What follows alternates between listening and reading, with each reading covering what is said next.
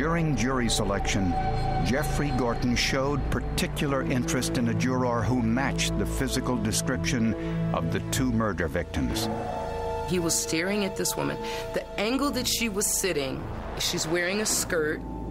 He's just fixated on this woman and is just squirming in his seat. It was the strangest thing I'd ever seen. And I thought, oh, this is going to be a fun trial. Prosecutors think Gorton entered Margaret Eby's home through an unlocked door and waited for her.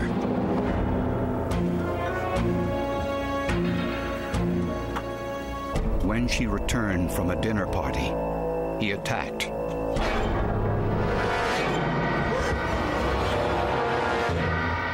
After the murder, Gorton washed in the bathroom and removed most of the evidence, but left behind his right thumbprint on the water faucet.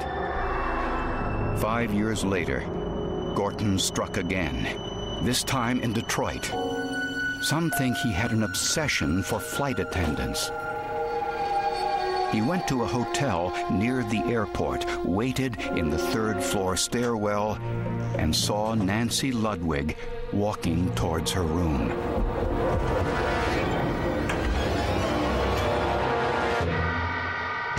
After the murder, he showered, changed his clothes, and stole Nancy's belongings, possibly as a trophy. Count one you did while in the perpetration or attempted perpetration of criminal sexual conduct in the first degree. Jeffrey Gorton was tried and convicted for the first-degree murder of both Nancy Ludwig and Margaret Eby. He will spend the rest of his life in prison. I'm afraid of him. I'm glad he's locked up for the rest of his life.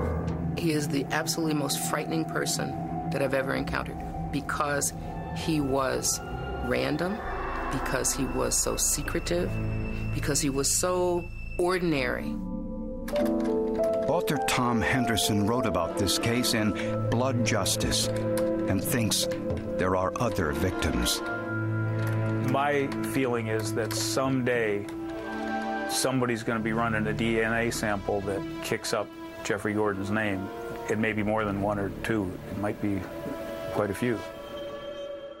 It still took a fingerprint or something very basic and maybe less high-tech, if you want to call it that, than DNA testing to solve the crime. Without science and the new technology that's available, both these homicides would remain unsolved and probably remain unsolved forever.